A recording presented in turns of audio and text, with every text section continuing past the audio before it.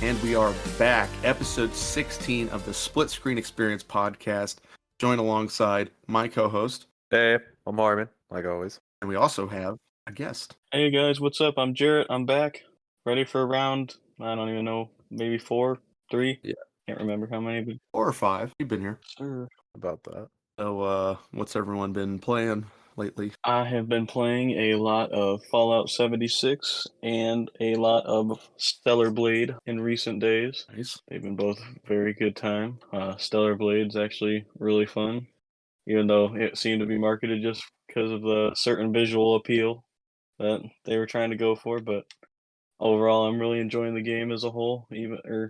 Obviously the visuals are pretty appealing, but the combat and story is also pretty good, in my opinion. From what I've seen, obviously from a very hands-off approach, haven't touched it, and I haven't really sought out a whole lot of the content for it, but it does look like sort of a spiritual successor to Bayonetta.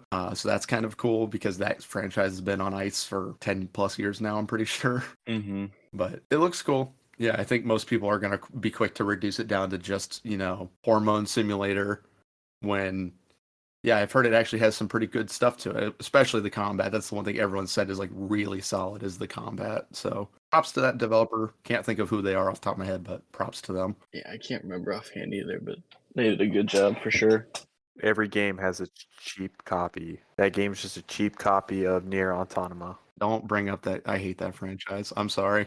Like, I genuinely, a game that has 26 endings or whatever, because you have to have ending A through Z, and if you do all of them, you get the true ending or whatever. And it's like, I know when I brought that up the one time, Armin, you were like, oh, but think about like Dragon Age. I'm like, that's different.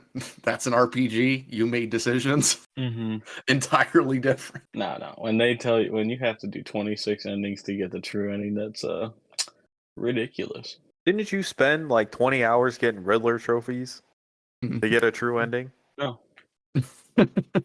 No. I did not, because fuck that guy. Fuck Enigma. He could sit there at the end of his little gauntlet that he thought I was going to do. But really, I said, fuck you, I'm not going for it. You could just stay in there the whole night. I got better things to deal with as Batman tonight. Like going through the Batmobile quest, or just doing that stuff, because that's always a blast to do. Like, really, all Batman needs to do to beat Edward in that situation is just wait him out.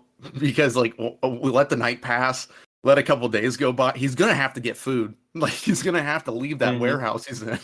Just jump him then. He's not going to be going in that mech he uses. It's straight up, like, Titanfall Gundam that he's sitting in. I'm like, where'd you even get that? He's just being a good boy, staying in his quote-unquote cell. You've already locked him up, so really you've won. He's just locked himself up. Yeah, he's created his own prison. Batman, hello? Hello? You're supposed to come do the riddles. Hello? No, I don't think I will.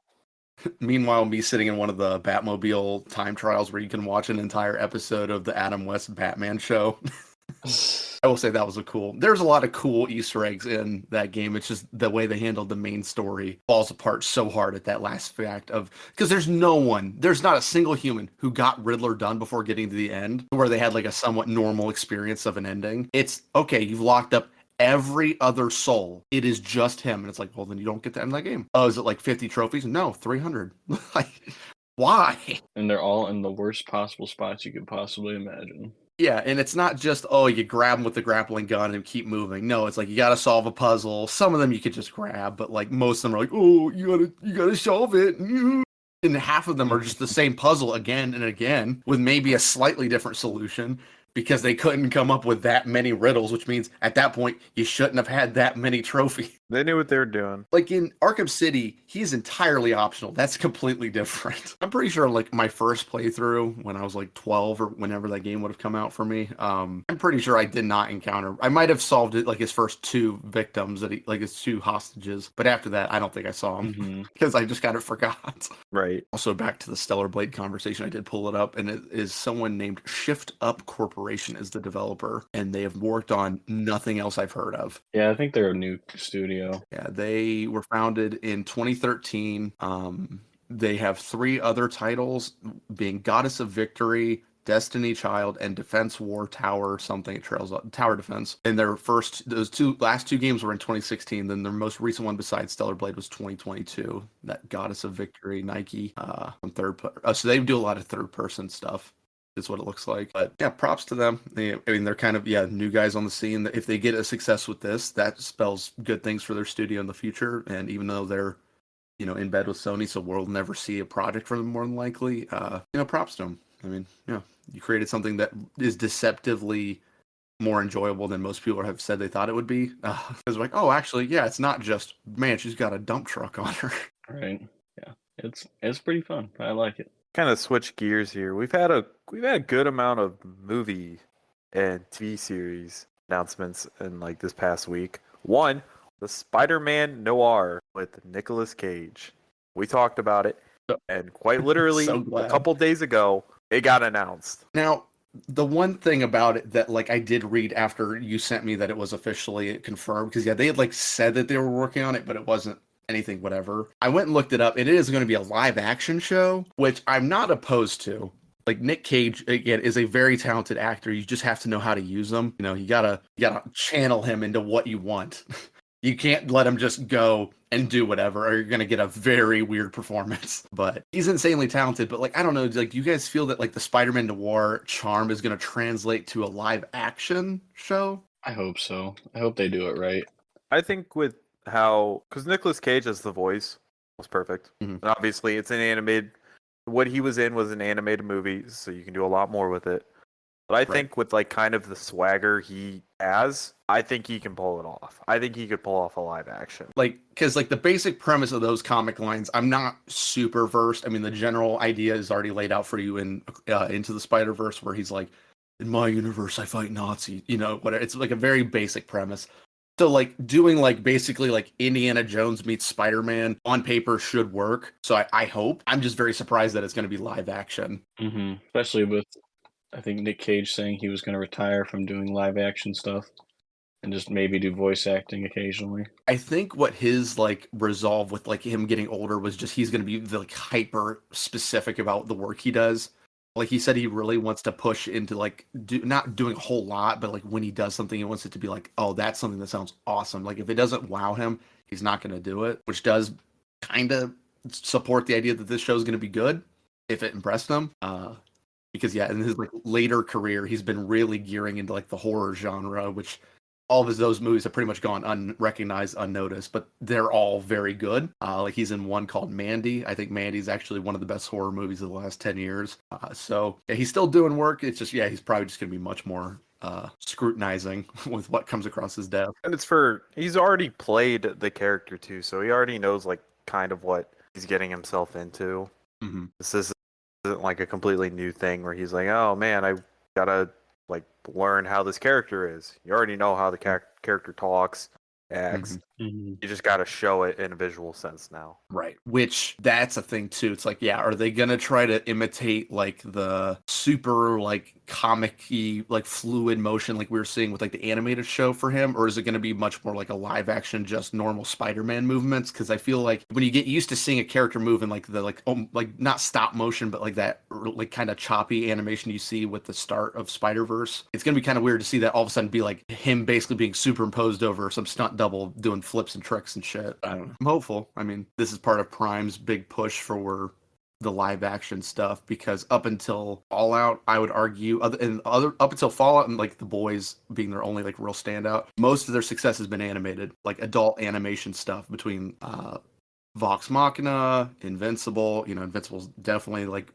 they're one of their biggest hitters. So I'm not surprised, I guess, that they're moving. Yeah, and that's new. Yeah, live action. Pretty good. Which I think that's all part of that push. But and then IGN released photos of The Last of Us Season 2. We did do that.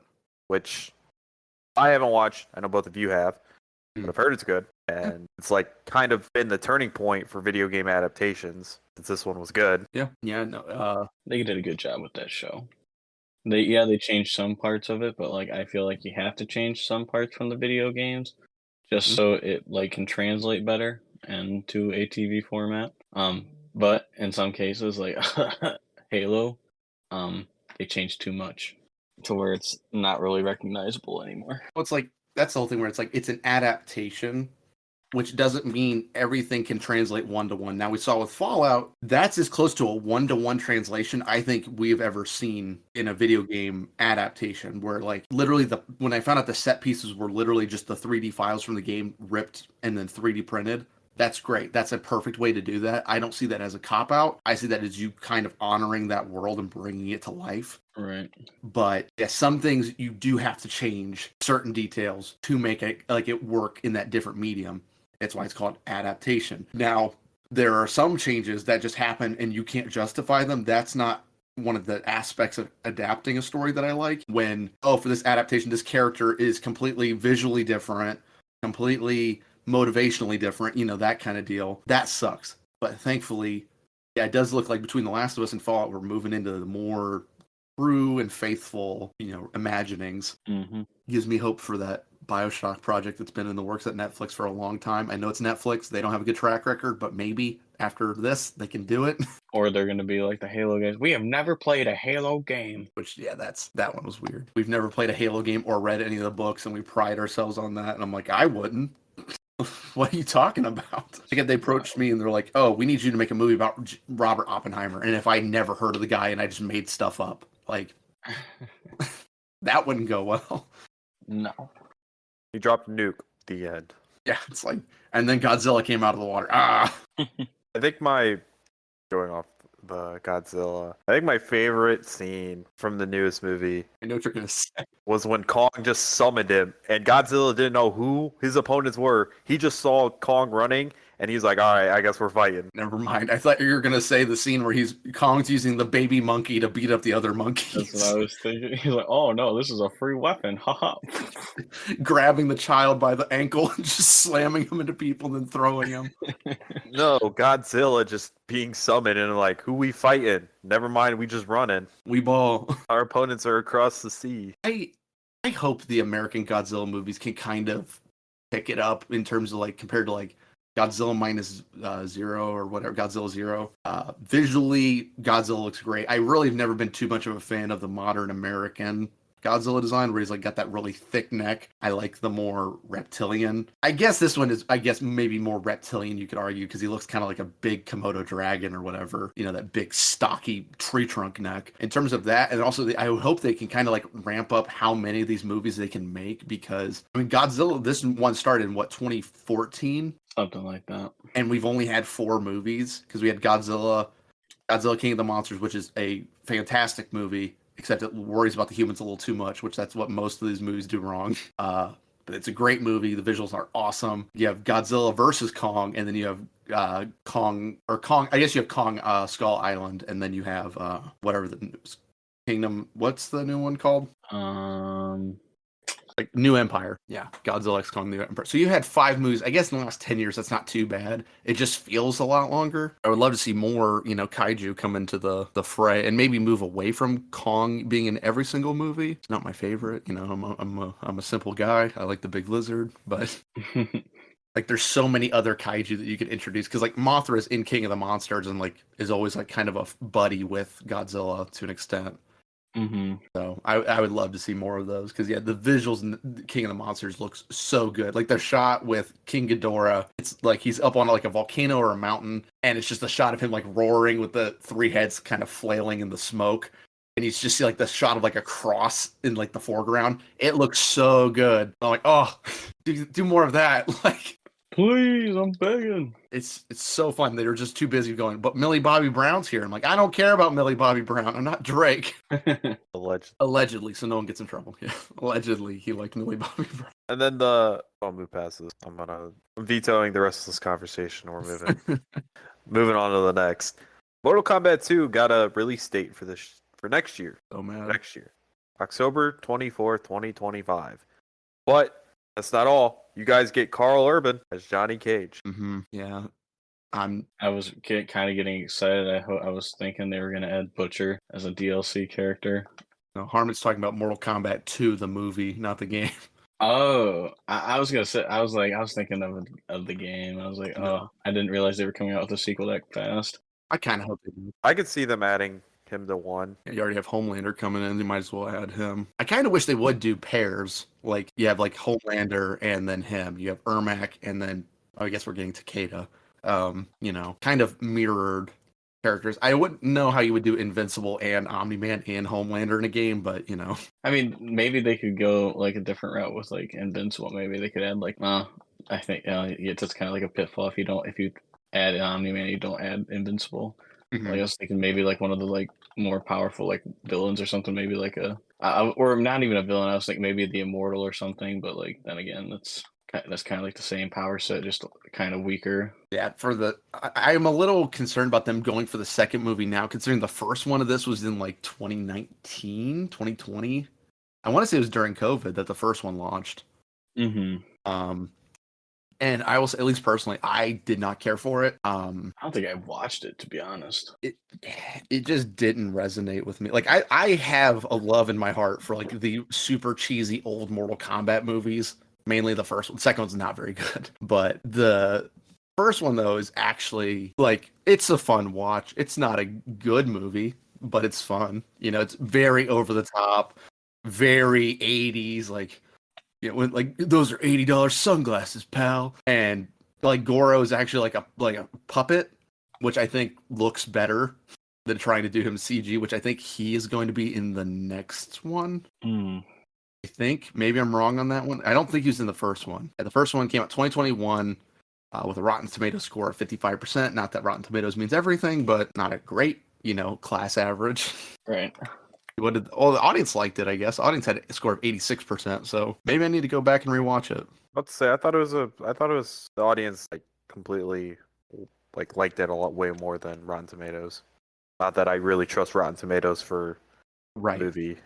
I typically look just to see what the general consensus was, mainly after I see a movie. Yeah, I mean, I don't know, maybe I have to go back. I don't know. I feel like most of the cast just didn't fit with what I was visually like expecting for characters, and I don't know, maybe I just had the wrong mindset when I watched it. I'll go back, on one of my days off. But yeah, it's still weird. 4 years later, and you're like, now we're gonna do a sequel. Like Speaking of sequels, Assassin's Creed just released their teaser for their newest game in Japan.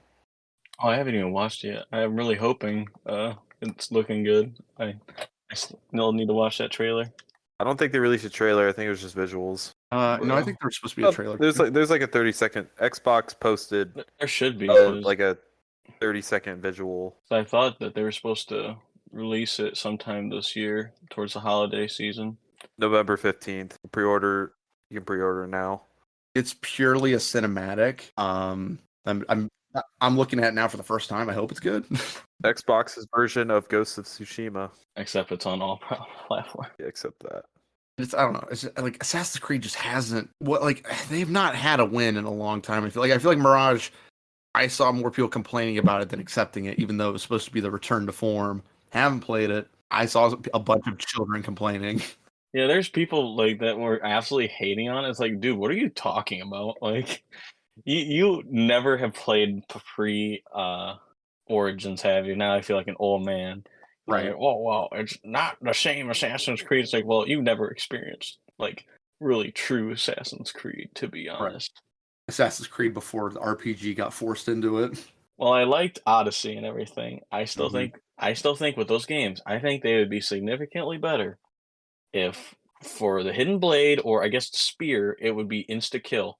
The fact that it's not an insta kill is the dumbest thing ever. Like that just doesn't make sense to me. And the fact that leveling it up to be able to like one-shot people in certain zones and eventually you can one-shot everyone in the game at the end of the game. The fact that it doesn't even come from like you completing like main missions where it's like you've assassinated this target, your Hidden Blade is now stronger, you can now one-shot in this area. That kind of deal. No. Instead it's you need copper or steel or whatever. Oh, where's that? Oh, random convoys that just kind of randomly spawn. So I'm going to AFK at this intersection of roads. And then every time one comes by, I'm going to rob it and then come back to the same point and hang out again. And then you get violently violated by roaming like bounty hunters and stuff. Yeah. That like, oh yeah, here you go. They are extremely higher level than you. So yeah, good luck with that. Hey, what are you talking about? You just have to stay in the shadows and kill them stealthily. Well, that's the problem. If you s- yeah, if you stay in the shadows with it, then you sit there and like, oh well, I had full stealth advantage, but somehow, even though I stabbed them in the neck, nothing happened. They just kind of looked at me and then punched me in the face, and now I'm getting beat down in the middle of the street, and all the civilians are looking on in horror, and I'm just like, it's Tuesday, whatever. You just see his health bar go down like a fifth, and you're like, well, I've done all I can do. Fucking throws you into the ground and beats you. Pretty much.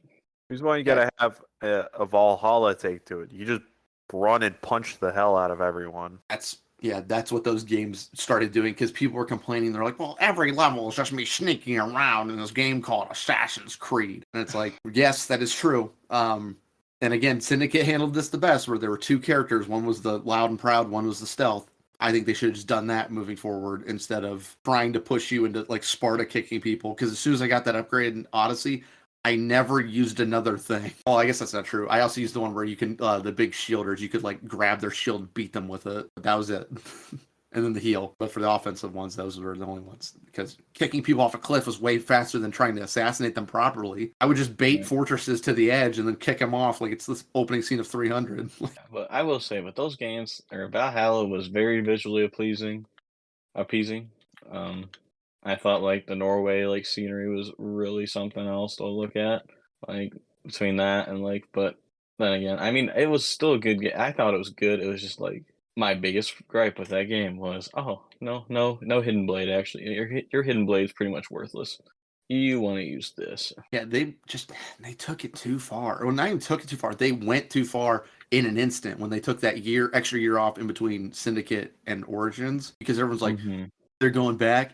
Don't worry, we're going to the start of the order. It's going to be, whatever, and they're going to kind of reinvent some things, get things, finalized. And it's like, oh, you completely made a different game. That's what you did. Yeah.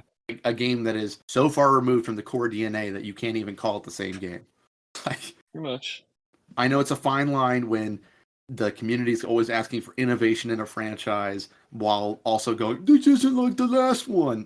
Cough, cough, Call of Duty.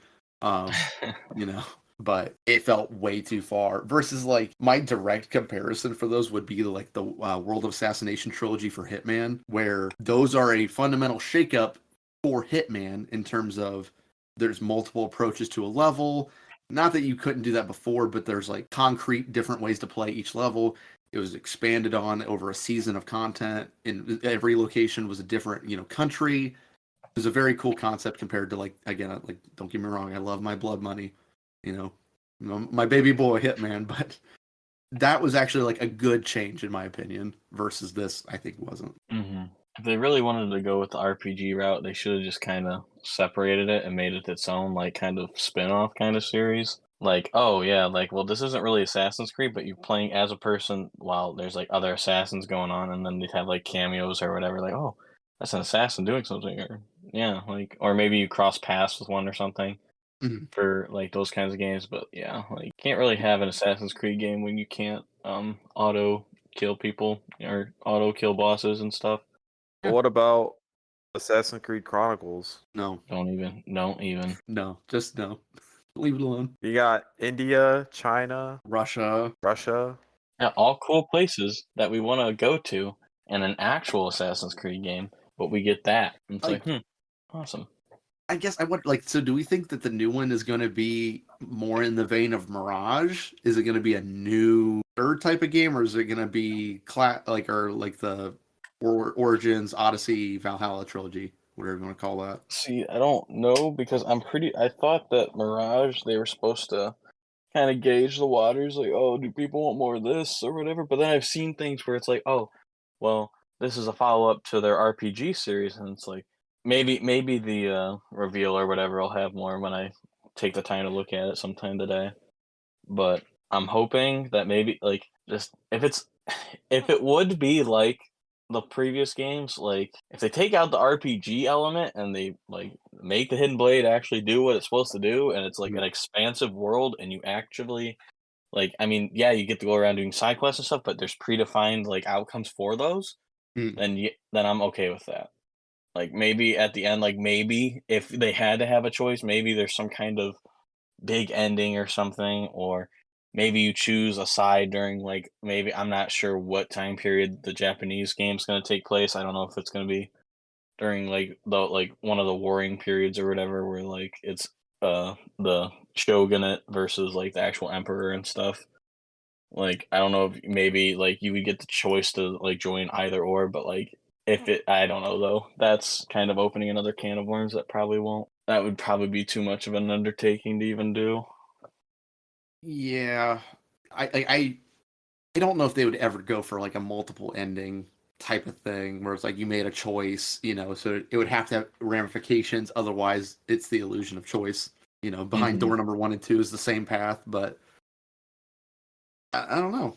And yeah, like the teaser that they dropped today, I skimmed through it when Harmon mentioned it, and yeah, it's just a cinematic, so I don't think we're getting really anything else unless they have like a showcase later today to further talk about it. Right. Which in that case you'll hear about it next week. If not, then you'll hear about it when we hear about it. Might be at the Xbox showcase. I don't know actually. They might.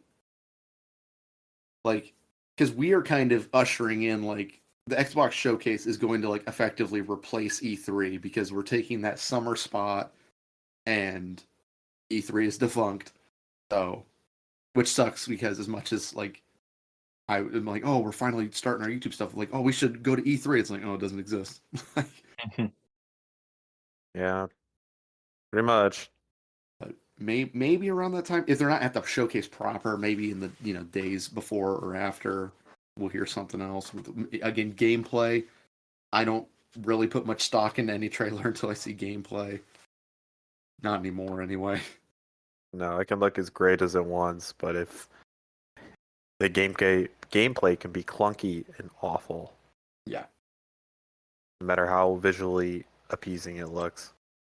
If it's a cinematic trailer and at least says like these graphics are rendered in game, I'll pay a little bit more attention to it because that means when I play it, it will look like that versus when it doesn't say that, that means it's run internally on a animation software. That's it. It's literally just the code made for this project, not attached to any actual files.